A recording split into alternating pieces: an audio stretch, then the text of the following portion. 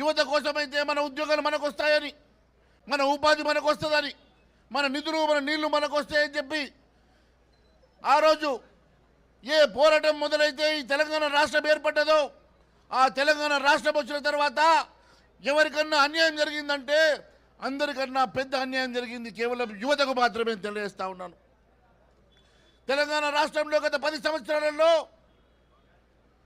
TRS ప్రభుత్వంలో యువతను పూర్తిగా విస్మరించి యువతకు పూర్తిగా అన్యాయం చేసినటువంటి కేసీఆర్ ప్రభుత్వం అయితే ఈరోజు పెనంల నుంచి పొయ్యిలబడ్డట్లుగా ఈరోజు కాంగ్రెస్ ప్రభుత్వంలో మరింత అన్యాయం జరుగుతూ ఉన్నది.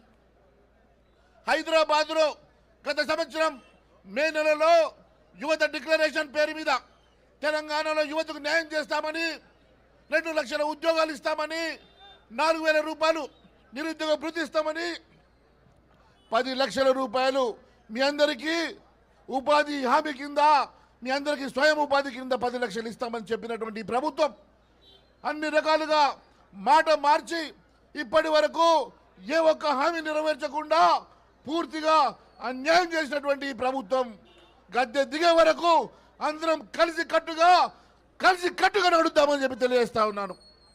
మిత్రులారా, ఈరోజు ఏ తెలంగాణలో యువతకు అన్యాయం జరుగుతూ ఉన్నదో, వివక్ష జరుగుతూ ఉన్నదో,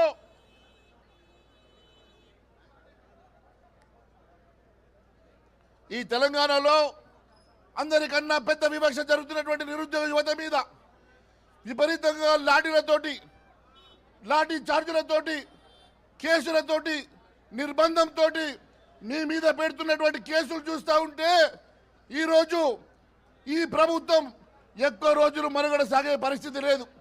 నేను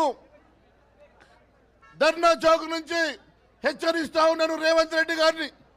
రేవంత్ రెడ్డి గారు, ఈరోజు మా యువకుల మీద, మా యువత మీద మీరు పెట్టేటువంటి ప్రతి కేసుకి లెక్కను కట్టి మీకు వడ్డీతో చెల్లిస్తామని చెప్పి కూడా తెలియజేస్తా ఉన్నాం. మీ ప్రభుత్వం ఎక్కువ రోజులు మనుగడ సాగదు, కేవలం అవినీతిమయమైంది. ఎక్కడ పడితే అక్కడ దోపిడి దొంగలు దోచుకున్నట్టుగా ఈరోజు రేవంత్ బాబా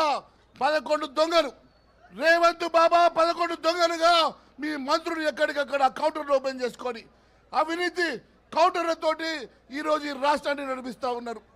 మేము ఎట్టి పరిస్థితుల్లో ఈ ప్రభుత్వం మెడలు వంచే వరకు పోరాటం చేస్తాం. రేపు ఖచ్చితంగా ఈ ప్రభుత్వం గద్దెదించే వరకు కాషాయి జెండా ఈ తెలంగాణలో ఎగిరే వరకు కలిసికట్టుగా పోరాటం చేస్తాం. మిత్రులారా, మేము మీ వెంట ఉన్నాం, మీకు అండగా ఉంటాం, మీ వెంట నడుస్తాం. ఖచ్చితంగా మీ మీద ఈగ వాళ్ళకుండా కాపాడుకుంటాం. మీరు ముందు నడవండి, మీ వెంట మేము ఉంటామని మరొకసారి తెలియజేసుకుంటూ భారత్ మాతాకి అందరు చేయలేపాలి. భారత్ మాతాకి